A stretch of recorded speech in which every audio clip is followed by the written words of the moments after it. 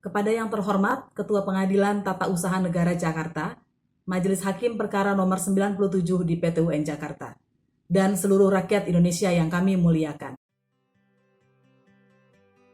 Perkenalkan kami, Yayasan Lembaga Bantuan Hukum Indonesia selaku penggugat pertama, Konfederasi Persatuan Buruh Indonesia selaku penggugat kedua, Merah Johansyah Ismail selaku penggugat ketiga, dan Perkumpulan Konsorsium Pembaruan Agraria selaku penggugat keempat, dengan menunjuk kuasa hukum dari Tim Advokasi untuk Demokrasi. Pada 30 April 2020 telah mengajukan gugatan kepada Presiden Republik Indonesia atas diterbitkannya Surat Presiden Republik Indonesia nomor R/06-Pres/02/2020 perihal rancangan Undang-Undang tentang Cipta Kerja yang ditandatangani pada 7 Februari 2020. Kami mengajukan gugatan ini kepada PT UN Jakarta sebab Surat Presiden Omnibus Law RUU Cilaka merupakan sebuah keputusan tata usaha negara. Jika dilihat isinya, surat tersebut berisi penyerahan draft RUU Cilaka kepada DPR RI dan penunjukan menteri yang menjadi wakil pemerintah dalam pembahasan.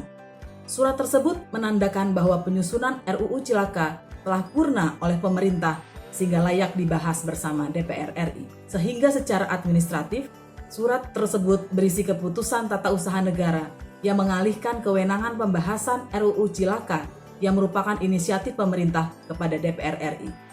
Oleh karena itu, surat presiden tersebut memenuhi syarat sebagai objek gugatan di PT UN sebagaimana diatur dalam Undang-Undang Peradilan Tata Usaha Negara, Undang-Undang Administrasi Pemerintahan, dan Surat Edaran Mahkamah Agung Nomor 4 Tahun 2016. Gugatan kami juga memenuhi ketentuan formil tenggang waktu pengajuan gugatan, yaitu 90 hari yang diatur oleh Undang-Undang PT UN. Atas dasar itu, sudah selayaknya Majelis Hakim menerima gugatan kami. Setiap orang atau badan hukum yang merasa kepentingannya dirugikan atas terbitnya suatu keputusan dapat mengajukan gugatan ke PT UN. Hal itu dijamin dalam pasal 53 ayat 1 Undang-Undang PT UN. Kami menggugat surat Presiden RUU Cilaka karena prosesnya melanggar serangkaian peraturan perundang-undangan dan asas-asas umum pemerintahan yang baik. Pelanggaran hukum dan AUPB tersebut secara nyata telah menimbulkan kerugian kepada kami selaku warga negara Indonesia dan mayoritas rakyat lainnya yang berkepentingan dengan RUU Cilaka yang selama ini dikesampingkan dalam penyusunannya. Dalam undang-undang, Presiden wajib menyebarluaskan draft RUU dan naskah akademik sejak masih dalam tahap perencanaan. Presiden juga wajib menjamin masyarakat terdampak didengarkan dan mendapat ruang partisipasi yang layak dan tidak diskriminatif.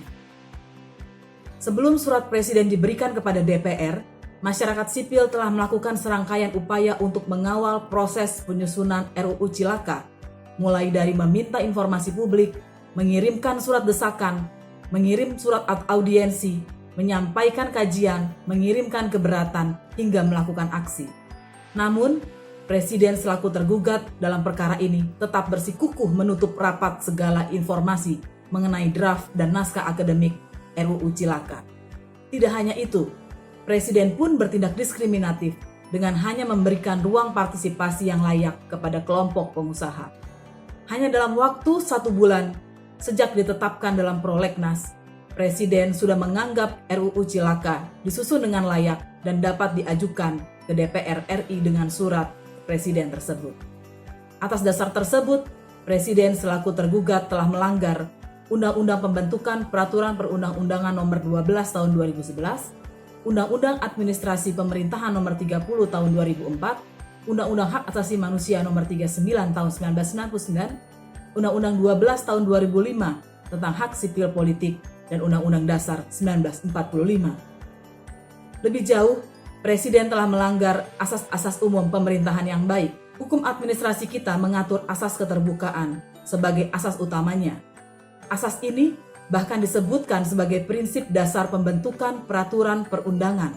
Para ahli hukum juga menyatakan asas ini sangat penting dipatuhi pemimpin di negara demokrasi. Dengan secara sengaja menolak memberikan informasi, Presiden telah sengaja melanggar asas ini. Presiden juga melanggar asas kepentingan umum dan ketidakberpihakan. Asas ini mewajibkan pemerintah untuk mendahulukan kesejahteraan dan kemanfaatan umum, mempertimbangkan kepentingan para pihak, aspiratif dan tidak diskriminatif. Dengan hanya melibatkan pengusaha dan meninggalkan kelompok masyarakat lainnya dalam penyusunan RUU Cilaka, Presiden telah melanggar asas ini. Presiden juga melanggar asas kepastian hukum. Asas ini mewajibkan Presiden taat aturan. Prinsip agar prosedur dipatuhi ini sangat penting agar tidak terjadi apa yang disebut sebagai the end justify the means atau tujuan menghalalkan segala cara.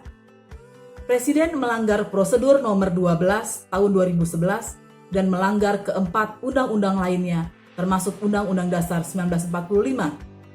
Presiden melanggar asas ini dan cenderung menghalalkan segala cara untuk mencapai tujuan. Apa yang dipraktikkan Presiden sangat berbahaya jika dibiarkan, sebab dapat menjadi normal yang baru. Undang-undang disusun tertutup, tidak partisipatif dan diskriminatif. Rakyat dipinggirkan, ruang demokrasi semakin kecil. Atas dasar-dasar tersebut, dalam gugatan ini kami mengajukan tuntutan sebagai berikut.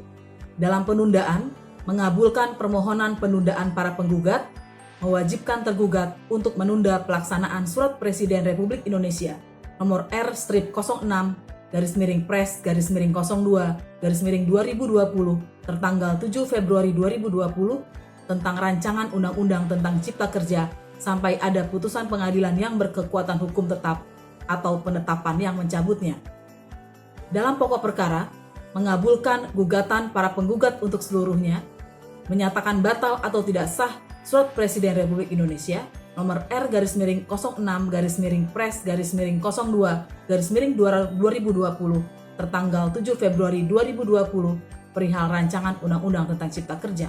Mewajibkan tergugat untuk mencabut keputusan tata usaha negara berupa Surat Presiden Republik Indonesia nomor R/06-Pres/02/2020 tertanggal 7 Februari 2020 perihal rancangan undang-undang tentang Cipta Kerja dan menghukum para tergugat untuk membayar biaya yang timbul dalam perkara ini.